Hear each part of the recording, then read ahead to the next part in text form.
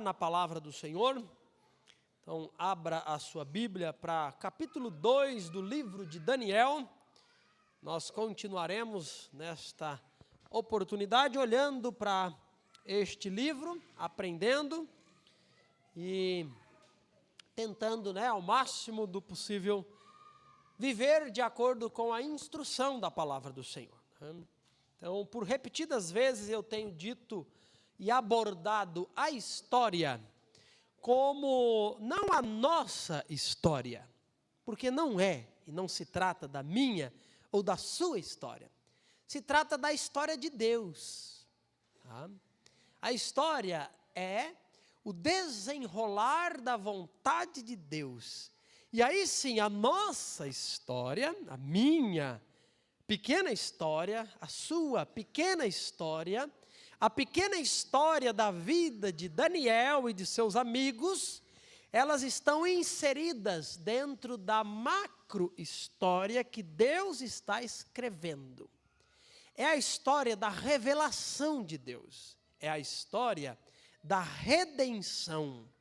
Então, nós estamos nesta oportunidade, já pela segunda vez, fazendo um recorte dentro dessa história maior, e observando, os atos e os acontecimentos do que envolveram a vida deste homem, desse rapaz, desse jovem chamado Daniel e dos seus amigos.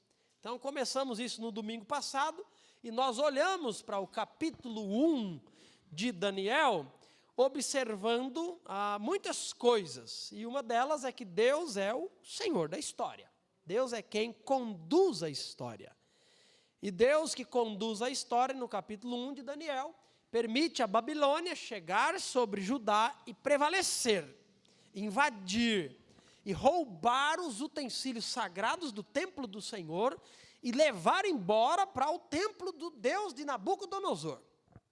E tudo isso porque Deus é um Deus que está no controle da história.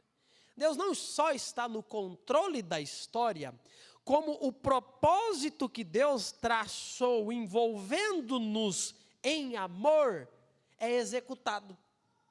Deus sempre nos ama.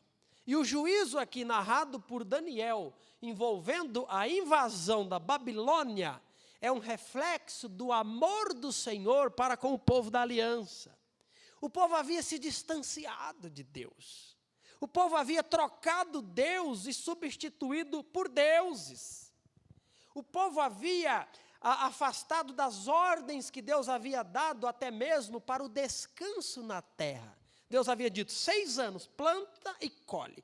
Plante e colhe. Plante no 7º ano, não faça preparo da terra. Não lance a semente. Eu vou abençoar o 6º ano de tal forma que a provisão armazenada será suficiente para sustento no ano inteiro. É um ano de descanso da terra, é um ano de descanso e concentração em mim e na minha lei. O que o povo fez? 70 anos que o povo, 490 anos na terra e o povo não guardou um sábado do Senhor. Deus cobrou cada dia ao permitir que Nabucodonosor invadisse a Babilônia e mantesse exilados 70 anos o seu povo. Por quê? Porque Deus ama. E o pecado na vida do povo de Deus não é algo que Deus irá tratar assim, olha, está tudo bem, eu sei que todo mundo é pecador e está certo. Eu não estou vendo. Faz de conta, Não vejo. Não, pelo contrário. O que acontece normalmente sobre aqueles a quem Deus ama e resgata, e decide trilhar caminhos que não o conduz na obediência, mas no afastamento, na displicência, no substituir o Deus que governa, porque de fato governa. Deus no tempo certo e da forma certa, Ele vai permitir o quê? O juízo. As situações negativas nas nossas vidas, que olhamos e, isso é terrível, isso é expressão do amor e cuidado de Deus, conforme um hino que acabamos de cantar, É o pastor que chama o tenro cordeirinho ao seu regaço, à sua presença, aos seus cuidados, ao seu aprisco. Deus sabe cuidar do seu povo. E aí nós estamos vendo várias coisas aqui, né? Nós vimos também a atitude de Daniel, as escolhas de Daniel em permanecer puro e santo, mesmo em uma terra distante. Em uma terra onde a cultura não era dele, a comida não era dele, a língua não era dele, e ele se decide permanecer fiel ao Senhor, não contaminar-se com as coisas que eram ali, né, oferecidas, e já vimos isso. Daniel, ele não caminha na tendência, na correnteza. Olha, nadar a favor da correnteza é a coisa mais fácil. Você não precisa nem nadar, só boiar. Fica boiando, ponto morto. Tá? Boiar é você ficar, né? Piloto automático está boiando, a correnteza vai te levar. Quando a correnteza daquilo que estamos envolvidos não é para nos aproximar de Deus e para a obediência ao Senhor, você nadar contra a correnteza é muito mais difícil. Mas é possível. No que diz respeito à vida e à moral e à vida espiritual, olha aqui o exemplo.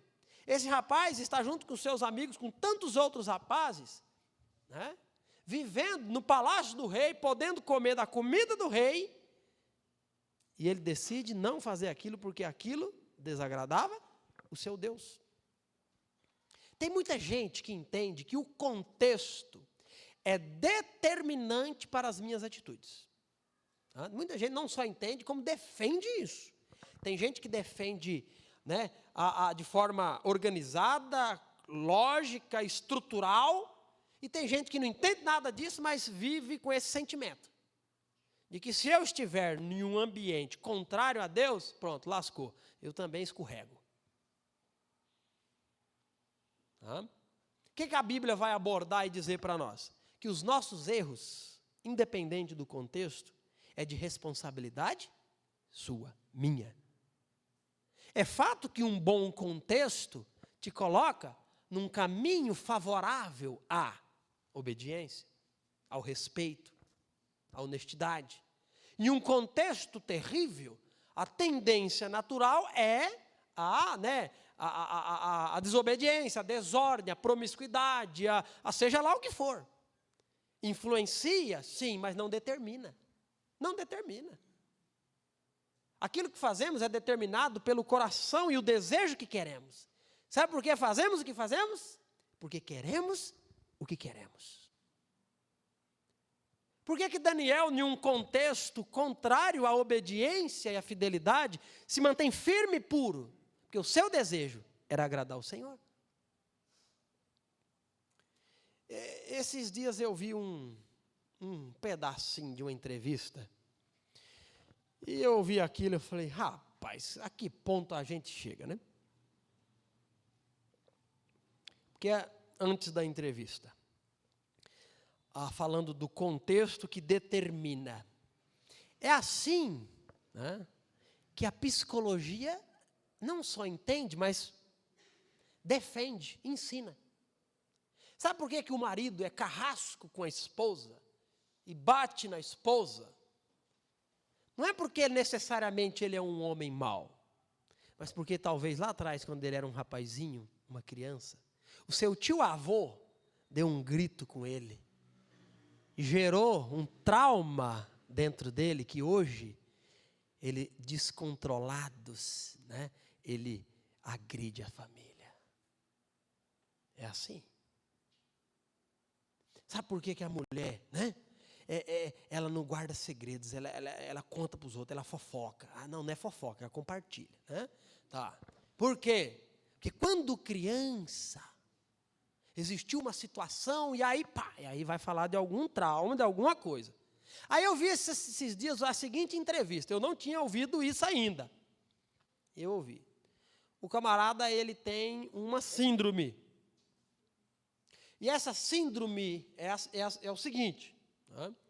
Ele, quando de repente conversando, seja a conversa que for, seja a situação que for, quando pressionado, acuado, isso desencadeia com mais facilidade, mas ele pode estar tendo uma conversa normal, informal, de repente ele solta um palavrão. Ele dá um grito, alguma coisa nesse sentido. E isso é um distúrbio, qual que é a palavra que eu acabei de usar agora? Síndrome. Isso é uma síndrome, tá? E aí na explicação dele, isso é uma questão né?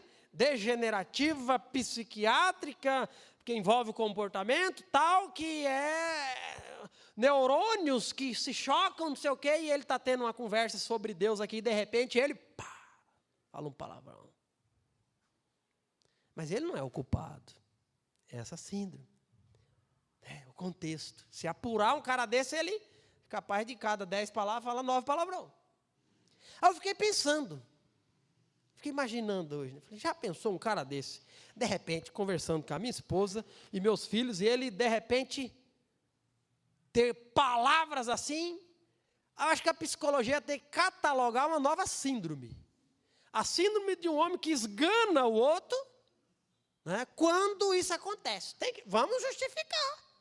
Vamos botar a culpa em alguma coisa. E aí, vamos descrever essa síndrome. O mal percebido por mim me desencadeia em uma reação de esganamento, que por 25 minutos eu esgano e bato a cabeça desse miserável no chão. Né? E a culpa não é minha. É assim que nós estamos caminhando no mundo, irmãos. O contexto, a situação, determina as suas ações. Pela madrugada. A Bíblia não vai tratar assim. As suas escolhas, tá, determinam o tipo de coração que você tem.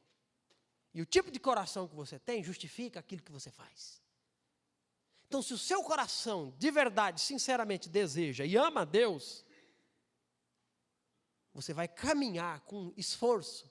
Não é com perfeição não, viu, irmãos? Perfeição um dia existirá no céu, na presença de Deus, mas com esforço por fazer o que é do agrado do Senhor. A culpa, quando não fazemos, não é de fulano, de Beltrano, é nossa, é minha, é sua. E aí quando nós olhamos para Daniel e tudo que já vimos, nós podemos ver Daniel nesse contexto, se posicionando educadamente, sabiamente, mansamente. Ele não protestou, ele não queimou pneu, ele não fez greve na Babilônia. Ele disse, eu gostaria de obedecer ao meu Deus. E Deus honra quem quer. Deus honra quem quer obedecer, quem quer ser fiel. No texto de hoje, é Daniel capítulo 2, e aí nós vamos continuar, tá? E vamos ver a história e avançar aqui sob essa perspectiva, né? Vivendo na história de Deus, vivendo na história que Deus está escrevendo. Como que tem sido a minha participação na história que Deus está escrevendo? Como foi a participação do rei Nabucodonosor? Como foram, né, as participações dos sábios e magos encantadores da Babilônia? E como que foi a participação de Daniel na história que Deus está conduzindo? Vamos olhar? Aqui, capítulo 2 de Daniel. Certa noite, no 2º ano do seu reinado, Nabucodonosor teve sonhos tão perturbadores que não conseguiu mais dormir. Chamou seus magos, encantadores, feiticeiros e astrólogos e exigiu que lhe dissessem o que ele havia sonhado.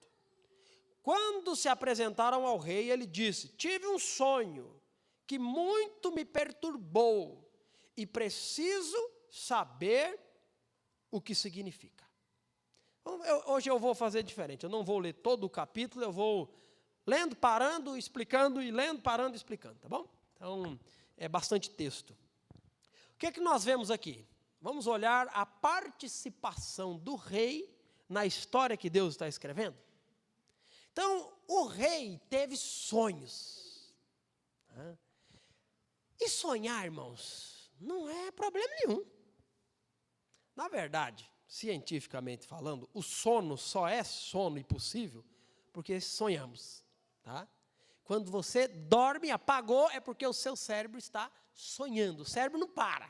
O corpo para, né? Assim, a consciência, a nossa atividade para, meio que o disjuntor desliga, né? Nesse aspecto, mas o cérebro continua funcionando. O que é que ele está fazendo enquanto estamos dormindo? Sonhando. Tá? Aí acordamos, a grande maioria desses sonhos a gente nem lembra, mas você sonhou a noite inteira. Tem gente que tem uma facilidade, né? Não sei o que acontece aí, choque de neurônio aí, tem gente que xinga porque é o neurônio, a culpa do neurônio, né? Então sonha também. Tem gente que sonha mais, parece que lembra mais do que os outros, né? Há 2 dias atrás, eu sonhei. E aí, foi bem na hora que eu acordei, né? Eu tinha combinado com um irmão de pegar ele 6h30 na casa dele, então eu tinha que levantar cedo aqui, né?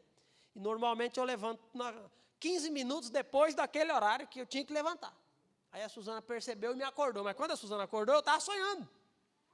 E o sonho era assim, eu estava caminhando em cima de um muro alto, rapaz. Do lado de lá era uma floresta, né? Não sei por que eu sonho com essas coisas, né? Mato Grosso, né? E eu sonhei, de longe eu vi um bicho numa árvore lá, e eu falei, rapaz, aquilo é uma onça. E eu pensei, né? Oxe, mas foi eu piscar o olho, a miserável saiu de lá e estava já aqui, ó. Eu em cima do muro, né? Com a maceira, ó, né, Robson? Algumas coisas não apartam, né? Uma maceira, foi o ponto de eu jogar a maceira na onça, Suzana. Você não vai buscar o irmão? A onça ia me pegar, né? Então eu fiquei, ainda bem, né? Na verdade, a onça pegou no meu pé, né? A onça a onça boa.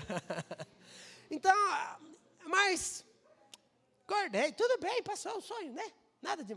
O rei Nabucodonosor sonhou, e o sonho dele o perturbou de tamanho que esse homem está aflito, esse homem está angustiado, esse homem está inquieto, esse homem está sem paz.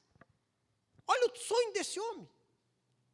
E na verdade o sonho aterrorizador que Deus, né, permitiu, não só permitiu, sonhou, porque Deus mostrou para ele em sonho o que iria acontecer.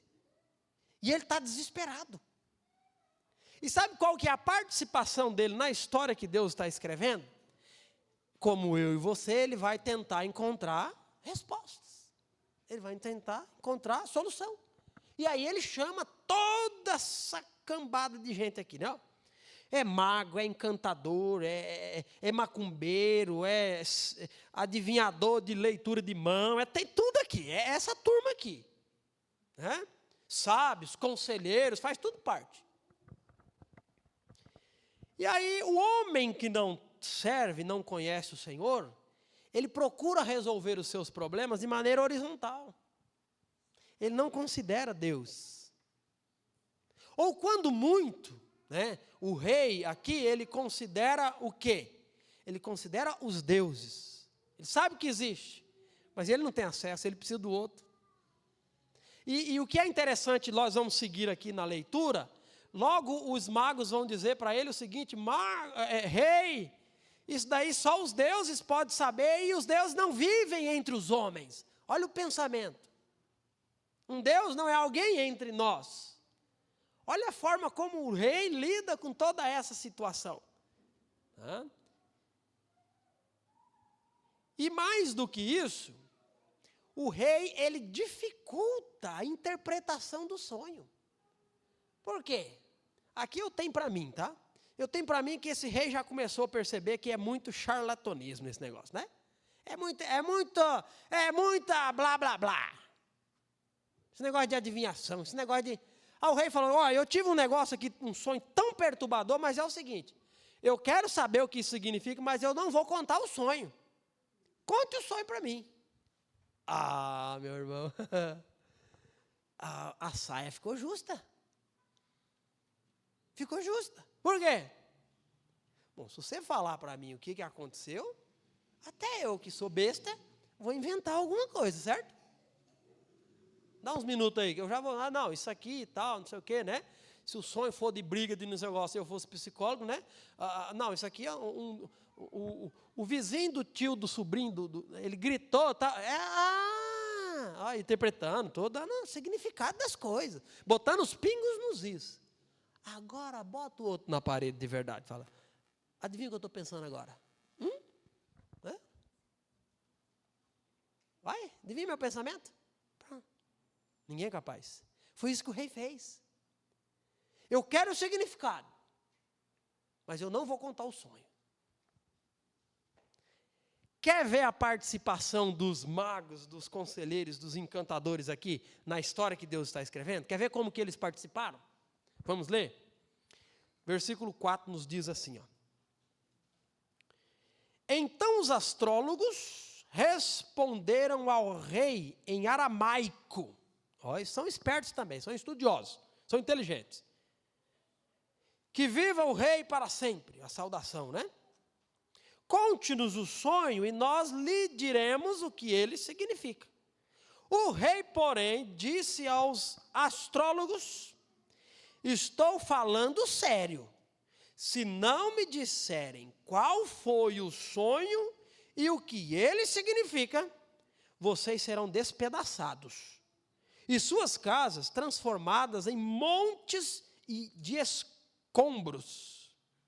Mas se me disserem qual foi o sonho e o que ele significa, lhes darei muitos presentes, muitas recompensas e honras.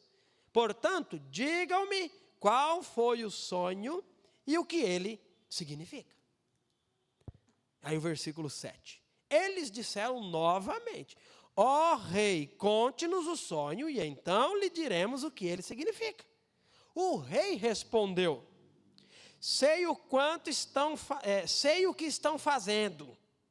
Estão tentando ganhar tempo, pois sabem que falo sério quando digo: se não me contarem qual foi o sonho, estão condenados.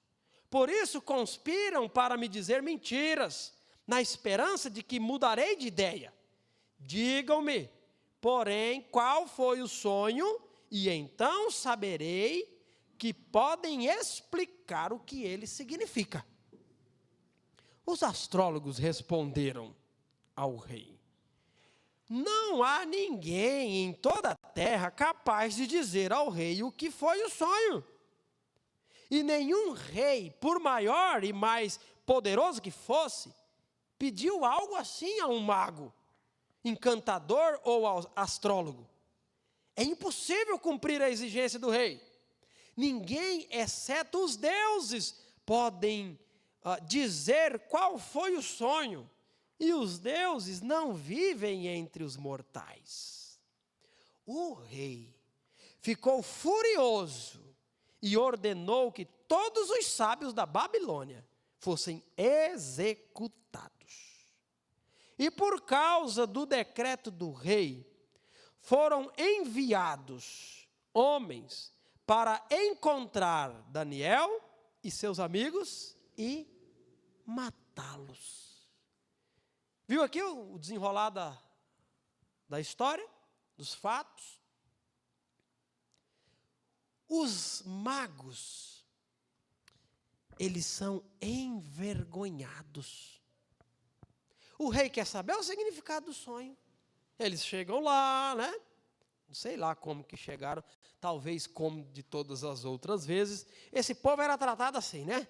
É aquela laia de gente que não presta e que é mantido por perto de gente poderosa. É aquela coisa, né? E aí, com certeza, eles chegaram ali, esperando talvez que depois da conversa ia ter um banquete, ia ter aquela coisa, né? E aquela saudação bajulenta: ó rei, que viva para sempre o rei. E é o rei do lado de cá, talvez com o semblante, né? Assim, atônito, apavorado, angustiado. E ele diz aos sábios: eu tive um sonho perturbador, eu estou inquieto. E eu quero saber o significado. Moleza, meu rei, né? Se fosse baiano, né, ia dizer assim, né? Ó, meu rei, se bula não, né? Diga aí, não se aveste não, que a gente vai contar. E o rei, né, sério e determinado, diz: conte o resultado e eu conto. Então, conte o sonho e me diga o resultado. E eu vou dizer se foi verdadeiro ou não. Se foi isso mesmo ou não. Impossível. E aí, como que os astrólogos aqui, os magos, os encantadores, tentam resolver a coisa? Mas, rei, cai em si, cara. Isso não existe. Rei nenhum, por mais poderoso, eles dão uma cutucadinha no rei, né? Por maior que já existiu algum rei aí, ninguém pediu isso. Ninguém é capaz em toda a terra de te contar isso. Isso é coisa dos deuses, e os deuses não vivem entre os mortais. Esse povo continua tentando resolver as coisas de uma forma horizontal. Não conhece Deus. Sequer sabe da existência de um Deus, muito menos que esse Deus está entronizado, escrevendo a história. Sequer imaginam que esse sonho faz parte daquilo que Deus não deseja que aconteça, mas daquilo que Deus está dizendo vai acontecer. E eles estão perdidos. E aí a história vai mostrar para nós, sabe o quê? A participação na história de Deus de um homem chamado Daniel e os seus amigos. Vamos olhar aqui agora para Daniel e a participação deles na história? Versículo 14 vai nos dizer assim: quando Arioque, comandante da guarda do rei, veio matá-los, Daniel se dirigiu a ele com sabedoria e prudência. Perguntou-lhe, por que o rei publicou um decreto tão severo? E Arioque lhe contou o que havia acontecido. Versículo 16. Daniel foi ver o rei de imediato e pediu mais tempo para comunicar o significado do sonho.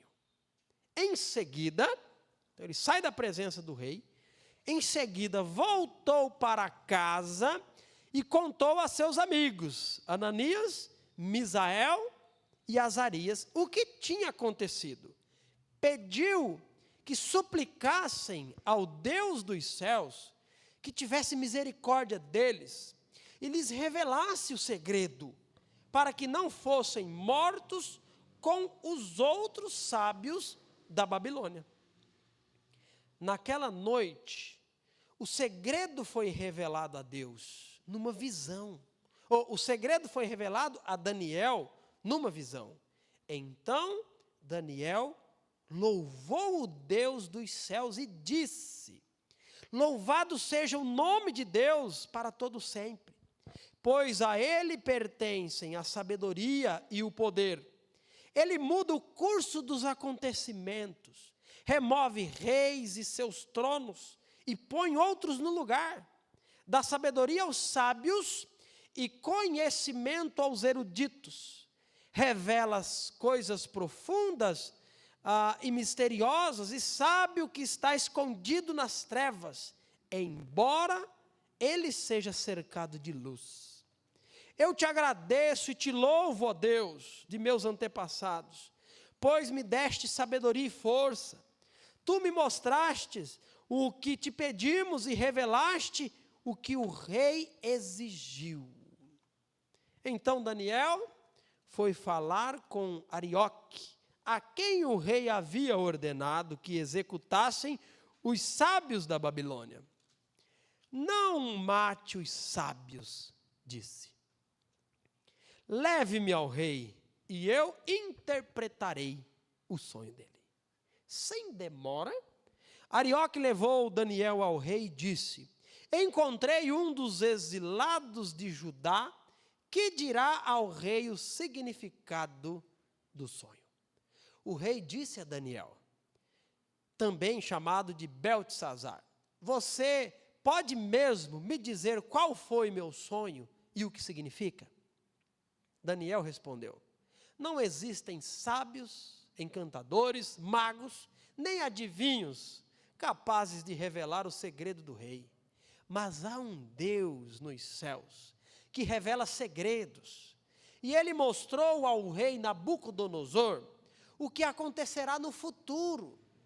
Agora lhe direi qual foi o sonho e as visões que o rei teve enquanto estava deitado em sua cama. Enquanto o rei dormia, sonhou com acontecimentos futuros. Aquele que revela segredos lhe mostrou o que acontecerá. E eu sei o segredo de seu sonho, não porque sou mais sábio que os outros, mas porque Deus deseja que o rei entenda o que se passava em seu coração.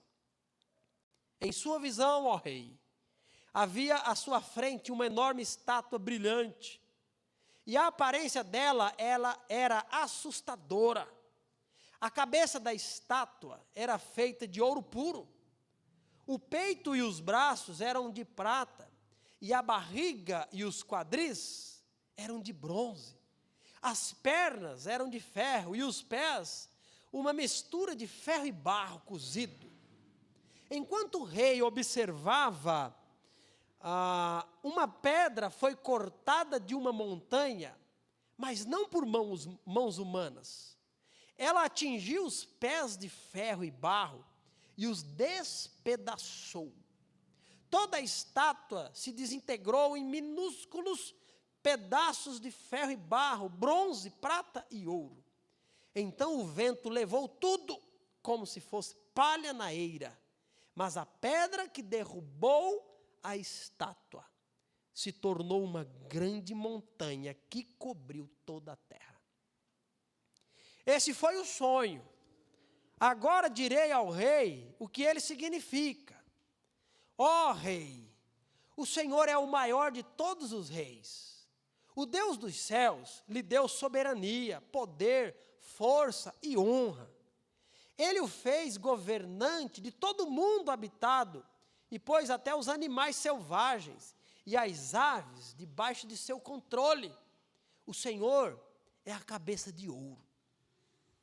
Quando, porém, seu reino chegar ao fim, outro reino, inferior ao seu, se levantará em seu lugar. Depois que esse reino estiver caído, o terceiro reino, representado pelo bronze, se levantará para governar o mundo. Depois dele haverá o quarto reino, forte como ferro. Esse reino esmagará e despedaçará todos os impérios anteriores, como o ferro esmaga e despedaça tudo o que ele atinge. Os pés e os dedos que o rei viu, uma mistura de ferro e barro cozido, mostram que esse reino será dividido. Como ferro misturado com barro, ele terá um tanto de força do ferro. Algumas partes serão fortes como ferro, mas outras serão fracas como barro. A mistura de ferro e barro também mostra que esses reinos tentarão se fortalecer ao formar alianças entre si por meio de casamentos. Contudo, não permanecerão unidos, da mesma forma que o ferro não se une ao barro. Enquanto esses reis estiverem no poder, o Deus dos céus estabelecerá um reino que jamais será destruído ou conquistado. Reduzirá outros reinos a nada e permanecerá para sempre. Esse é o significado da pedra cortada da montanha, mas não por mãos humanas, que despedaçou a estátua de ferro, bronze, barro, prata e ouro. O grande Deus está mostrando ao rei o que acontecerá no futuro. O sonho é verdadeiro e seu significado é certo. Então o rei Nabucodonosor se curvou à frente dele e ordenou que o povo oferecesse sacrifícios e queimasse incenso diante de Daniel. O rei lhe disse: verdadeiramente seu Deus é maior do que todos os deuses, Senhor dos reis e revelador de mistérios, pois você conseguiu revelar esse segredo. O rei colocou Daniel em um cargo elevado e lhe deu muitos presentes valiosos. Nomeou o governador de toda a província da Babilônia e chefe de todos os sábios. A pedido de Daniel, nomeou Sadraque, Mesaque e Abdinego para cuidarem de todos os negócios da província da Babilônia, enquanto Daniel permaneceu na corte do rei. Que história linda!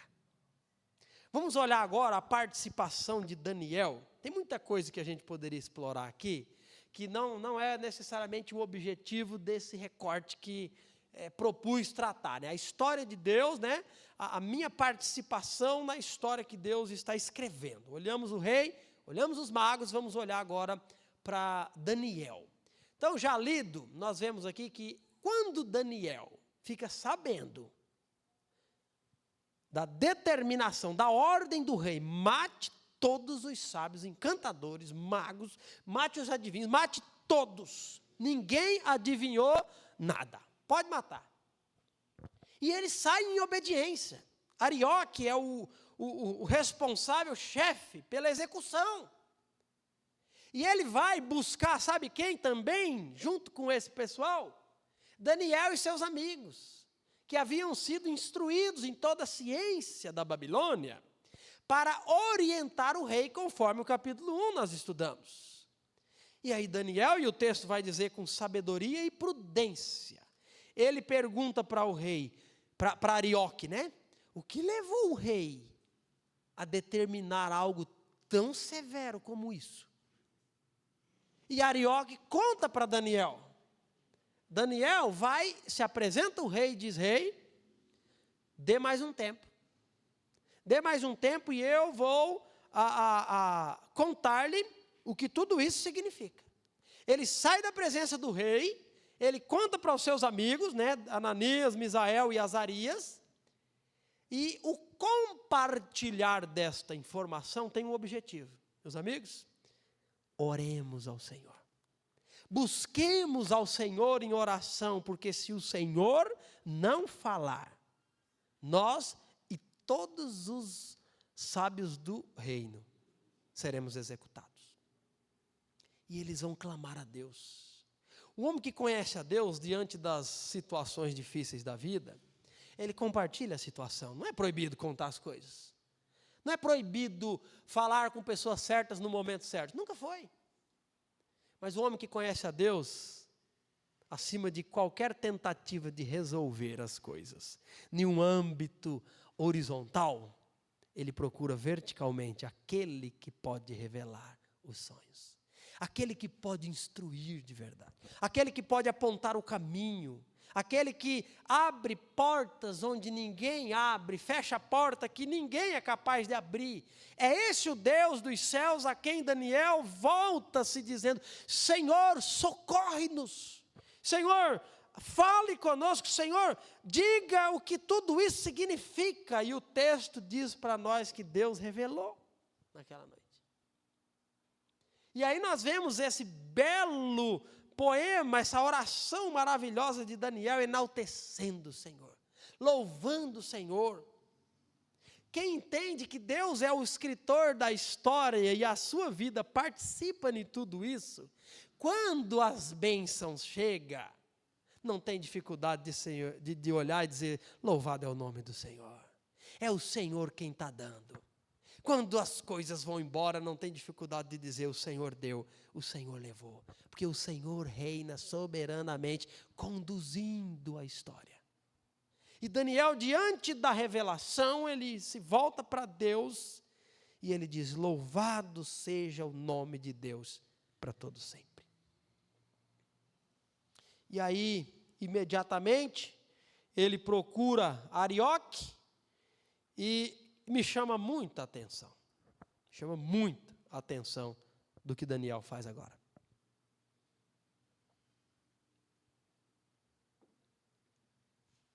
Versículo 24, ele vai, né, para Arioque, e ele diz, preciso me apresentar ao rei. E aí, quando ele ainda está dizendo aqui, versículo 24, então Daniel foi falar com Arioque, a quem o rei havia ordenado que executasse os sábios da Babilônia. Primeira palavra de Daniel, depois de receber a revelação do sonho do rei, exaltar a Deus, primeira palavra de Daniel foi, não mate os sábios. Oh, irmãos, tem muita coisa aqui. A Bíblia não mostra para nós quantos são esses sábios. A Bíblia não fala para nós quantos eram dos judeus, quantos da Babilônia, na sua maioria certamente da Babilônia, mas um bom grupo de jovens judeus foram trazidos para a Babilônia, estudados, né? Eles estudaram por 3 anos para exercer essa função de conselheiros do rei. Quantos eram? Não sei. Mas a Bíblia diz que Daniel, Ananias, Misael e Azarias tomaram a decisão de permanecer fiéis a Deus. Quantos mais? Não sei, a Bíblia não diz. Também não diz quantas lutas Daniel e os seus amigos enfrentou durante todo esse tempo em lidar com esses magos, esses sábios, esses astrólogos. Quantas lutas, quantos deboches. Olha lá o comedor de alface aí, ó. Ei, come a carne aqui, abestado, velho. Mas que tonto, né? Se tem uma coisa, símbolo de deboche, é alguém que quer obedecer a Deus. A Bíblia não conta esse tipo de batalha nos quartos, nos corredores. Não fala nada. Tu acha que Daniel viveu um mar de rosas ali na Babilônia? Nunca. Nunca foi fácil. Sempre difícil. Daniel está num curso contrário da obediência. Ele não é incentivado, ele não é motivado, ele não é empurrado para ser fiel a Deus. Ele é pisado. E quando Daniel tem a oportunidade de ver todo mundo ser executado, a primeira coisa que ele diz: rei, Arioque, diga ao rei, não mate ninguém, eu vou revelar o sonho. Irmãos, a história que Deus tem para escrever e envolver-nos como servos de Deus, não é que nós, nas oportunidades que tivermos, sejamos vingadores de quem nos ofendeu. Não é o filme Vingadores não, João. Acho que possamos vingar, né? Devolver, retribuir na mesma moeda. E às vezes, sabe o que nós fazemos? Nós guardamos mágoas, nós guardamos situações, não é? Nós estamos preservando. Tu me paga, infeliz, tu me paga. Deixa estar, né? Deixa estar. O que é do homem o bicho não come, tu vai ver. Quando eu entendo que Deus está escrevendo a história e Ele me usa, e Ele me envolve, não é o que eu acho, o que eu quero ou o que eu gostaria que tem que acontecer, mas é aquilo que reflete quem Deus é.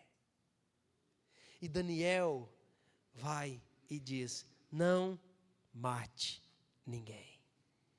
Aí o Arioque, ele sem demora, versículo 25, vamos lá. Sem demora, Arioque levou Daniel ao rei e disse o seguinte: encontrei um dos exilados de Judá que dirá ao rei o significado do sonho. Mentira! Ele não encontrou, foi coisa nenhuma. Ele foi encontrado. Foi Daniel que foi lá. Foi Daniel que falou: Deus falou comigo, me leve ao rei. Não foi ele que achou ninguém. Aí ele chega diante do rei e diz: eu tenho a solução. Eu encontrei, rei. E mais uma vez, quanta coisa podemos aprender aqui com esse homem, né? Esse jovem, aqui ele ainda é jovem. Aqui ele é jovem. Que não tem dificuldade de... Fique com os créditos para você. Eu não estou em busca disso. Irmãos, eu gosto muito do esporte. Né? Eu gosto do esporte de maneira geral. Né? Talvez poucos esportes eu não goste. Pouquíssimos esportes eu acompanho. Né? O que eu acompanho de verdade mesmo é o futebol. Né? Assisto pouco, quando pode, quando dá, mas eu estou antenado, viu, Robson? Por exemplo, eu sei que o Corinthians vai mal, eu sei que o Santos vai mal, eu sei que São Paulo vai mal, né? E eu não estou nem aí, no bom sentido, né? E eu sei que o Mengão vai bem. Então, é assim que eu acompanho. Não assisto muito, mas estou antenado aí com a notícia, com a coisa, jornalismo esportivo, né? A gente acompanha, vê. E aí tem uma coisa assim muito, muito presente, assim, chega assim, eu falei, rapaz, como que pode? Determinados programas de jornalismo esportivo, às vezes tem um apresentador principal, tem uns participantes, mas quando a fala não está com os outros aqui, está aqui, ao vivo, os caras estão aqui, ó, no celular. Não é fulano? Sim, com certeza, tal. Sabe o que é isso? 100% conectados. Prontos e desejosos para trazer ao mais rápido possível uma notícia de primeira mão. E aí eles vão dizer assim, né? Não é assim, Robson? Robson também gosta de futebol, né? É assim, não, eu tenho uma fonte que compartilhou comigo. Eu tenho uma fonte de confiança interna. O que isso significa? Câmera, luz, ação, aqui. Eu tenho uma notícia. É comigo. É assim que tá as coisas. E não é só jornalismo esportivo, não. O mundo tem essa ânsia pela primazia. Uma notícia nova é o quê, né? Coloca aí, exclusivo. Né?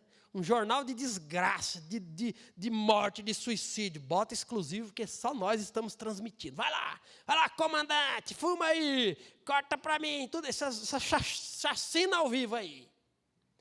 Mas o povo gosta do quê? Não, é exclusividade. Sou eu que transmiti. E quando um vai falar da notícia do outro, é obrigado a dizer, né? Ó, quem primeiro publicou foi o Sport TV, né?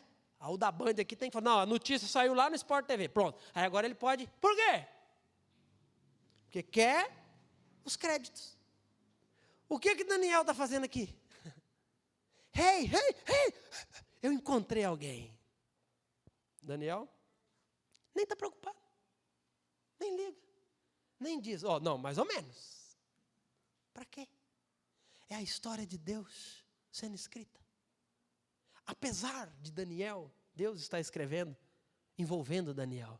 Mas Deus não precisa de Daniel. Deus não precisa de nós.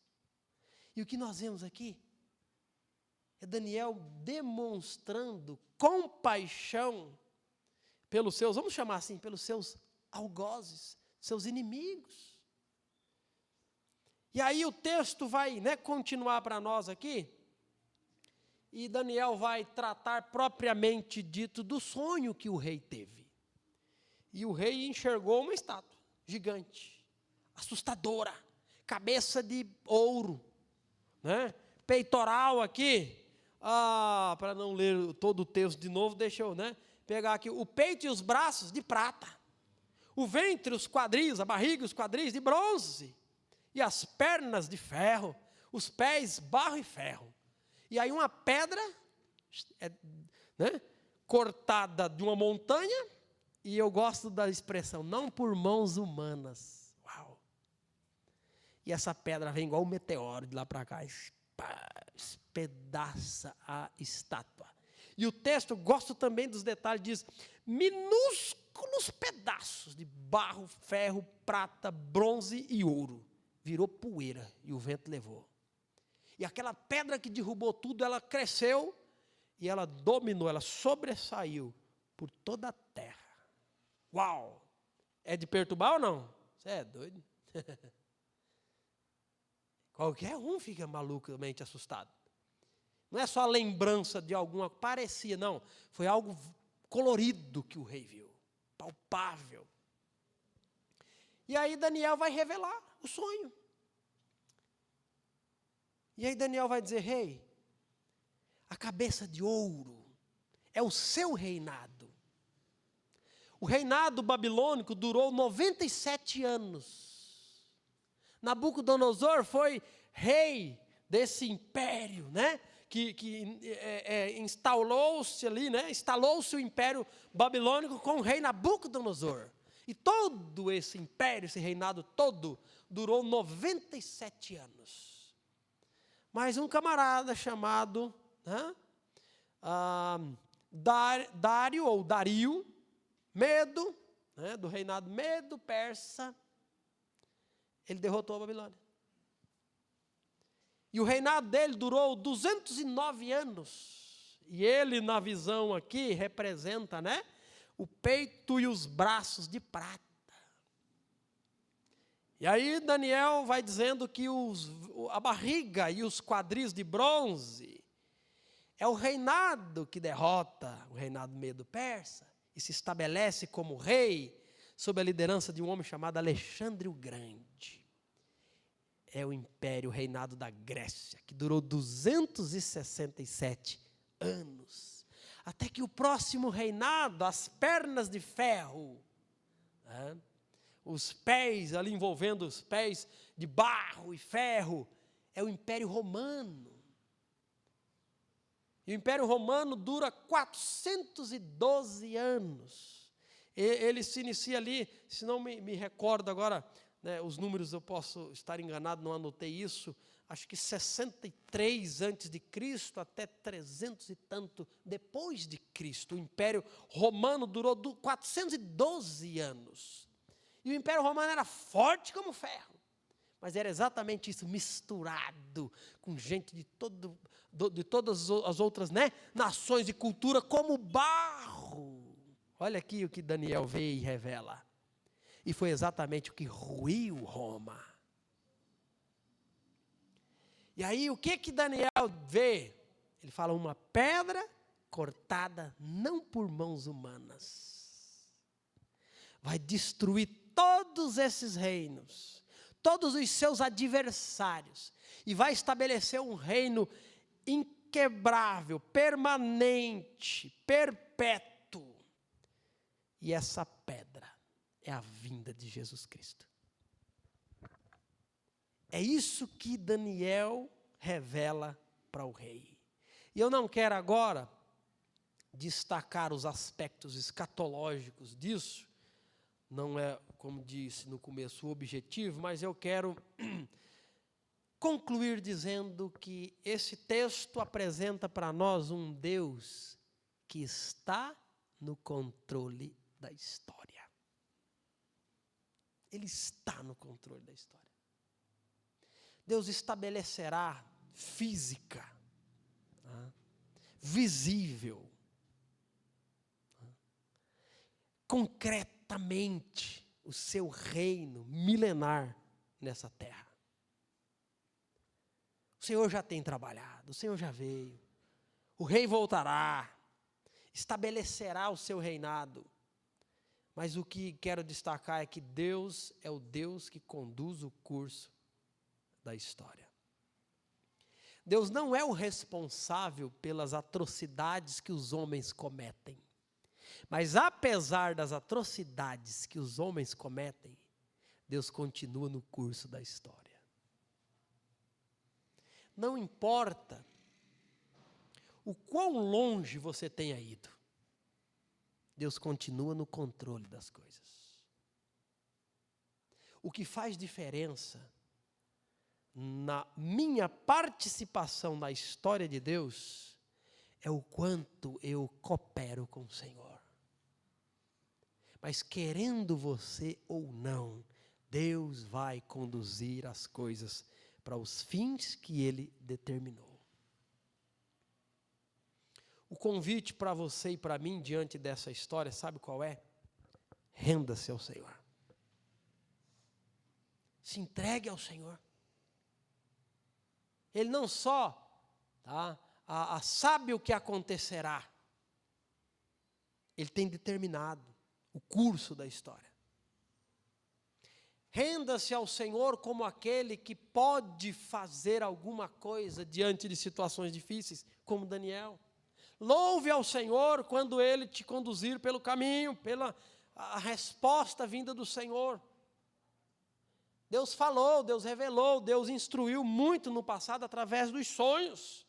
Deus revela, já revelou, Deus fala, tem falado pela sua palavra revelada, pela orientação, pelo conselho. Então, a vontade de Deus, ela não é descoberta pelos sonhos que você tem, mas pela busca do próprio Deus na palavra revelada, pela oração, pelo diálogo com pessoas sábias, que amam e que estão próximas da palavra do Senhor. É assim que Deus orienta o seu povo hoje. Então eu gostaria de concluir clamando para que você olhe para a sua vida, olhe para a sua história e responda: a sua história, o que você tem feito, tem se encaixado com o que Deus tem feito no mundo? E talvez você pergunte: eu sei lá o que Deus tem feito no mundo? Eu vou te dizer. Deus enviou Jesus Cristo ao mundo para continuar revelando o seu mundo. De uma forma especial, Jesus veio ao mundo para morrer na cruz, para ser o salvador de todo pecador arrependido. E dentro do plano do que Deus tem feito no mundo, Ele reuniu um grupo de pessoas. Ele enviou o Espírito Santo e Ele começou a chamar esse grupo de pessoas a minha igreja. Eu edificarei a minha igreja. As portas do inferno não prevalecerão contra a minha igreja. A forma como Deus tem atuado em revelar-se ao mundo hoje é por meio da sua igreja. Como que você participa com o que Deus tem feito no mundo? Seja parte da igreja dele. Igreja não é cada um sozinho onde acha que deve ser.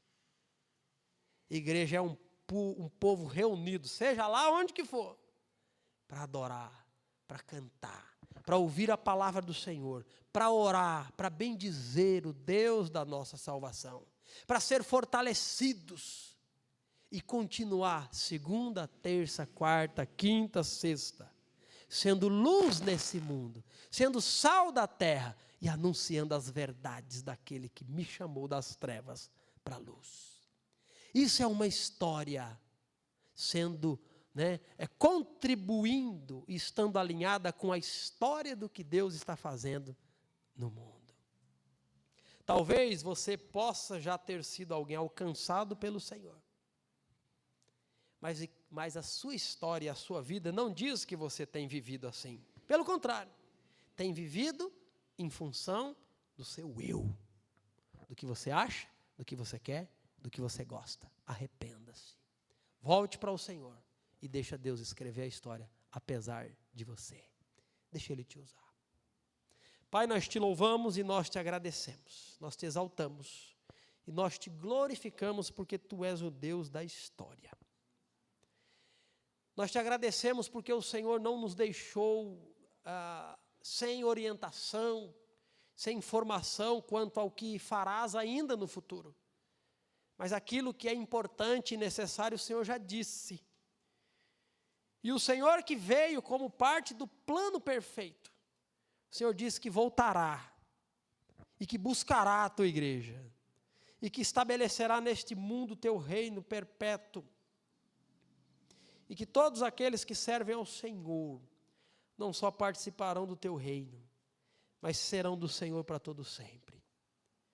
E nós te agradecemos, ó Deus, porque sabemos disso, e não temos dúvidas disso, mas nos ajude no hoje, no agora, no presente momento, vivermos alinhados com aquilo que o Senhor está fazendo e deseja no futuro cumprir. Nos ajude a sermos aquilo que o Senhor projetou para sermos, testemunhas do Senhor, anunciantes da Tua palavra a toda criatura, embaixadores do Rei, que possamos anunciar que todo homem, que toda mulher arrependa-se e creia em Jesus Cristo. Nos ajude a ser a Tua igreja como luz nesse mundo, como um farol que brilha e que ilumina na Tua direção. E que o Senhor seja louvado e glorificado. Nós te oramos, nós te agradecemos e nós bendizemos ao Senhor, no nome de Jesus. Amém.